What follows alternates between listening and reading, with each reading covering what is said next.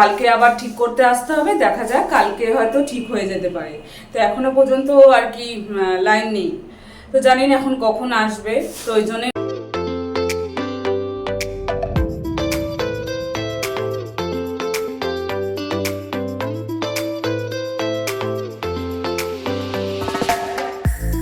Good morning বন্ধুরা, শুভ সকাল। তোমরা কেমন আছো? আশা করি ভালোই আছো, আমি ভালো আছি। তো চলো আজকের ব্লগটা দেখতে থাকো। আজকে শনিবার, আবার একটা নতুন ব্লগ নিয়ে হাজির হয়ে গেছি তোমাদের সামনে। আশা করি আজকের ব্লগটা বেশ ভালোই লাগবে। তো সকাল থেকে ভালো রোদ্দু উঠেছে, কালকেও তার আগের দিন কি গরম পড়ছে বাপরে বাপ। এখনও তো ভাদ্র মাস পড়বে, কালকের থেকে আর কি ভাদ্র মাস পড়বে, তো এখনও তো পড়েনি, তাও কি গরম, টেকা যাচ্ছে না এত গরমে। তো আজকেও রোদ্দু ছিল, আজকে তো মনসা পূজা, মনসা পূজার দিন তো বৃষ্টি হয়। তো দেখা যাক কি হয়, এদিকে মেঘলাও হয়ে আসছে। মনসা পুজো, তো মনসা পুজো অনেক বাড়িতেই হয়, আমাদের পাশাপাশি বাড়ি এখানেও হবে। তো ওখানে হচ্ছে আমাদের বিকালবেলায় আর কি নিমন্ত্রণ করে গেছে কাকিমা। তো মনসা পূজা ওদের বাড়িতে বেশ বড় করে মনসা পূজা পালিত হয়। তো যাব বিকালে। আর মনসা পূজা তো বললামই তোমাদেরকে যে আমাদের মামা বাড়িতেও হতো, কিন্তু মামা বাড়িতে এবার হচ্ছে হবে না। কারণ কি বলো তো, কারণ হচ্ছে আমার দিদা তো মারা গেল, তোমাদেরকে বললামই। তারপর মামা মারা গেল, পরপর একদম মারা গেল, বাড়িটা অসুস বাড়ি বলতে গেলে। তো সেজন্য হচ্ছে এবছর আর কি হবে না মনসা পুজো। তো এবার মা হচ্ছে কালীবাড়িতে গিয়ে পুজো দিয়ে আসবে। আর তো মা ফোন করেছিল, মা বললো যে হচ্ছে কালীবাড়িতে পুজো দিয়ে আসবে। এবার তো মামা বাড়িতে পুজো হবে না, মামা বাড়িতে মা যায় ওই পুজোর জোগাড় টোগাড় করে উপাস করে থেকে। তো এবার তো হবে না, তোমাদেরকে বললামই।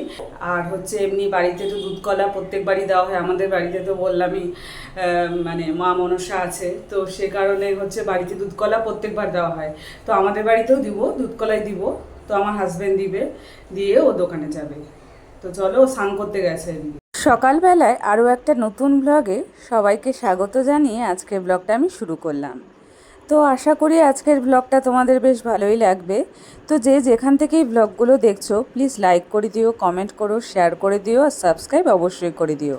এখানে হাজব্যান্ডের স্নান হয়ে গেছে, এখন হচ্ছে ও হচ্ছে মনসা ঠাকুরকে দুধকলা দিচ্ছে।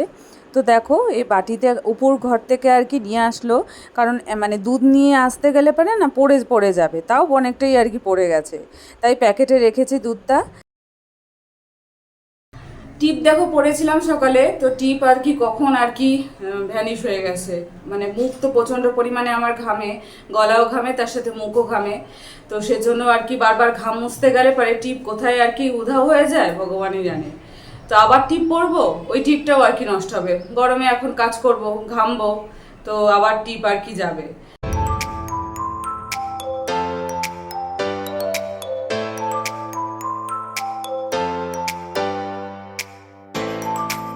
কালকে বলেছিলাম তোমাদেরকে যে লাইভে আসব, তো লাইভে আসতে পারিনি। কারণ কি বলতো, কারণ দুপুর 2টার থেকে আমাদের ওয়াইফাই আর কি লালবাতি জ্বলে আছে। তো এবার ভাবলাম যে 2টার থেকে যখন এরকম হয় মাঝে মাঝেই আর কি হচ্ছে, আবার চলেও আসে। তো যাই হোক, আমি ভেবেছি চলেই আসবে। আমি তো 8টার সময় আর কি লাইভে আসবো বলেছি, তো তার মধ্যে চলে আসবে। তো ফোন করলাম, একবার ফোন করলাম, বললো যে কাজ হচ্ছে, এখানটায় কাজ হচ্ছে, এখনো আসবে না, পরে আসবে। তো যাই হোক, 7টার সময় একবার করলাম যে দাদা কখন আসবে, তো বললো যে এখনো আসতে দেরি হবে। কারণ হচ্ছে আমি বললাম যে দেখো একটু তাড়াতাড়ি করার চেষ্টা করবো, তাড়াতাড়ি তো হবে না, আমাদের এখানে কাজ হচ্ছে, এখন দেরি হবে। যাই হোক, রাত্রি 9টা বেজে গেল, তাও আসলো না। তো 9টার সময় আমার হাজব্যান্ড ফোন করলো, তো বললো যে হচ্ছে আজকে আর হবে না দাদা, কালকে আবার হচ্ছে কোন জায়গাটায় যে প্রবলেম হচ্ছে সেটা তো বুঝতে পারা যাচ্ছে না, তো কালকে আবার ঠিক করতে আসতে হবে, দেখা যাক কালকে হয়তো ঠিক হয়ে যেতে পারে। তো এখনো পর্যন্ত আর কি লাইন নেই, তো জানি না এখন কখন আসবে। তো ওই জন্যই বলতে পারো যে লাইভে আসতে পারিনি। আর কি করব, এখন যদি নেট না থাকে, মোবাইলের নেট তো আমি ভরি না, কারণ ওই একটা মোবাইলে ভরি, ওটাতে তো ওটাতে একদমই অল্প নেট, ওই 1 জিবির মতন আছে, ওটাতে তো হবেই না, কোনোভাবেই হবে না। ওটা আর কি রেখে দিই, কোনো বাইরে টাইরে গেলে পরেও তো অনেক সময় লাগে, তো সেজন্যই রেখে দিই। তো এই কালকে পরিস্থিতি, মানে এই জন্যই আসতে পারিনি। তো কি করা যাবে বলো, এখন মানে নেট না থাকলে পরে, ওয়াইফাই না থাকলে তো খুবই অসুবিধা। এখন জানি না কখন আসবে। তো ওইদিকে গ্যাস মুছে নিলাম, গ্যাস মুছতে গিয়ে তো অর্ধেক স্নান করে নিলাম, এখনো তো অনেকগুলো কাজই আর কি বাকি আছে। তো প্রচণ্ড পরিমাণে মেঘলা ওয়েদার, কিন্তু কি বলো তো, প্রচণ্ড পরিমাণে ঘাম হচ্ছে।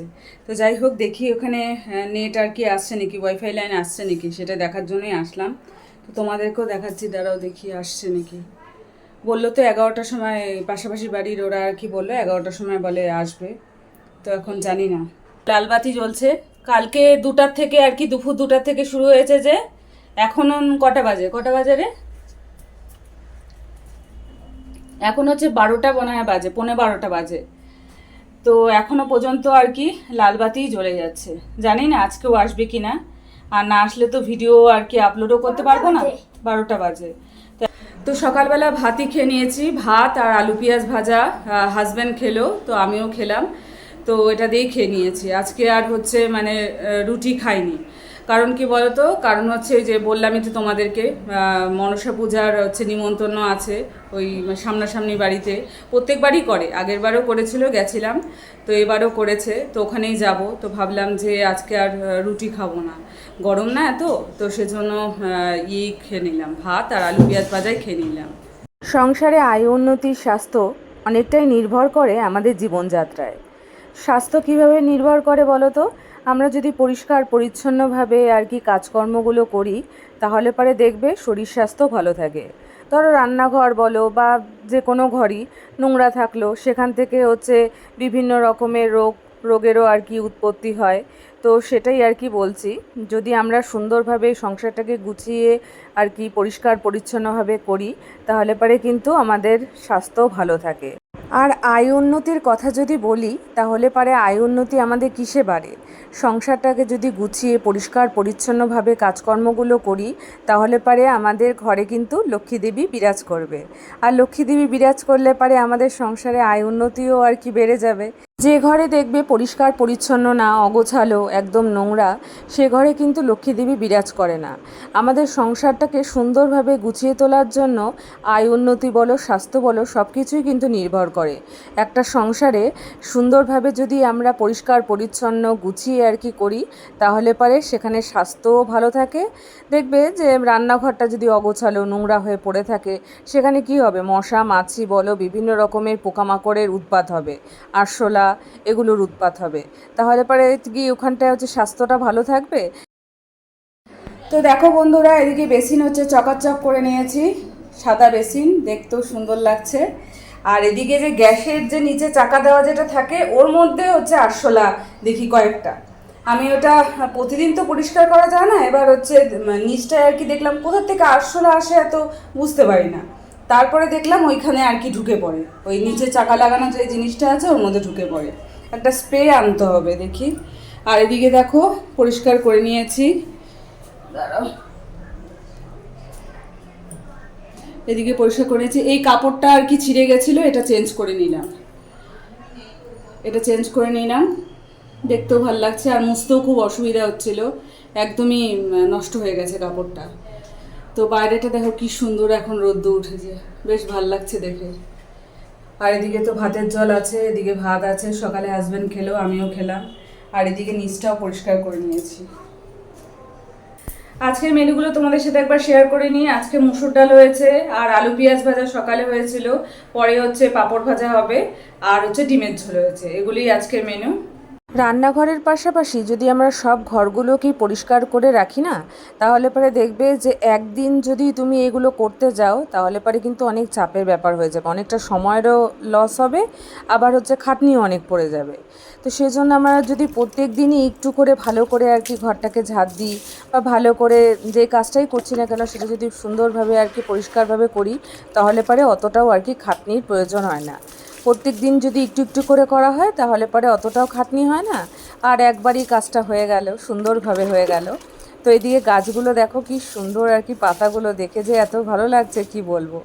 অনেকগুলো গাছ জানো তো, এগুলো রাস্তায় ধরো অনেক সময় ডাল টাল দেখলে পারে আমি আবার নিয়ে আসি। এই মানি প্ল্যান্টের গাছটাই বলতে পারো যে মানে আমার আশেপাশে বাড়ির, তো ওখান থেকে আমি একটা ডাল নিয়ে এসেছিলাম, ডাল থেকে আর কি দেখো কত এখন হয়ে গেছে।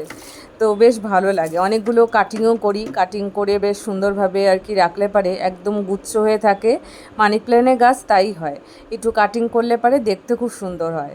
আবার অনেকের বাড়িতে আবার ঘরেও রাখে, তো ঘরে আমাদের সেরকমভাবে তো জায়গা নেই, দেখতেই পারছো আমাদের ঘরটা এতটাই পরিমাণে ছোট যে বেশিরভাগ তোমাদেরকে হচ্ছে মানে মাঝখানে ঘর ঝাড় দেওয়া, মাঝখানে ঘর মোছাই দেখাতে হয়। কারণ হচ্ছে আমাদের ঘরটায় একটু মানে জায়গাটা আর কি খুব কম, সামনের জায়গাটা। ইনডোর প্ল্যানেটগুলো ঘরে সাজিয়ে রাখলে বেশ সুন্দর লাগে দেখতে, কিন্তু আমাদের ঘরে এতটাই জায়গা কম, মানে চলাফেরার পক্ষে আর কি অসম্ভব হয়ে যায়। গাছ রাখা তো অনেক দূরের ব্যাপার, সেজন্য বাইরে বারান্দাটাই রেখেছি, ওখানেই থাকুক। ওয়াইফাই লাইন কখন আসলো বলো তো? 12:10-15 হবে। আমার হাজব্যান্ড ফোন করেছিল, ও আর কি ওয়াইফাই যেখানে আর কি লাইন নিয়েছে সেখানে ফোন করেছিল, বললো চলে আসবে। তো আবার আমাকে ফোন করেছো 12টার দিকে, তো বললো যে আসছে নাকি, আমি বললাম হ্যাঁ আসছে। তো যাই হোক, বাপরে বাপ, কালকে মানে ওয়াইফাই একদিন আর কি নেট না থাকলে মানুষের যে কীরকম অবস্থা হয় সেটা আর কি কালকে আর কি মানে বুঝে গেছি। মোবাইলেও সেরকম নেট নেই, এবার হচ্ছে মানে দেখতেও পারছি না কিছু, তো এবার খুব অসুবিধা হচ্ছে। তো কালকে তো ভেবেছিলাম লাইভে আসবো, ওই জন্য ব্লগও করিনি। তো করেও কোনো লাভ হতো না, আজকে আর কি এত বেলাতে আর কি পোস্ট করতে হতো। সকালে তো পোস্ট করতে পারতাম না, ভিডিওটা আপলোডও করতে পারতাম না সকালবেলা মানে কি 12টার সময় আর কি। তো আবার আসবো দেখি লাইভে, তো আসলে তো তোমাদেরকে বলেই দিব। এখন যাই নিচে, মানে প্রচণ্ড গরম ছাদে, তো নিচে যাব, নিচে গিয়ে খাওয়া দাওয়াটা করে নেব। তো মনসা পূজা আজকে, তো মনসা পূজার দিন তো বৃষ্টি হয়, তো মানে প্রথমে আর কি ঝিরিঝিরি বৃষ্টি হলো এই 5টার থেকে আর কি, মানে হাওয়া দিচ্ছিলো প্রথমে, তারপরে ঝিরিঝিরি বৃষ্টি হলো, বেশ ঠান্ডা ঠান্ডা ওয়েদারটা ভালো লাগছে। কালকে এত গরম ছিল না, আজকে বেশ ভালো ওয়েদারটা। তো আবার সকাল হলে রোদ্দুর হয়তো উঠে যাবে। তো যাই হোক, আজকের ব্লগটা আমি এখানেই শেষ করে দিচ্ছি। ভালো লাগলে অবশ্যই লাইক কমেন্ট সাবস্ক্রাইব করতে ভুলো না, পাশে থেকো। বড়োদেরকে জানাই অনেক অনেক প্রণাম, আর ছোটোদেরকে জানাই অনেক অনেক ভালোবাসা জানিয়ে আজকের ব্লগটা আমি এখানেই শেষ করে দিচ্ছি। কালকে আবার দেখা হবে নতুন দিনে নতুন সকালে, ততক্ষণ অবধি তোমরা সুস্থ থেকো, ভালো থেকো। Good night.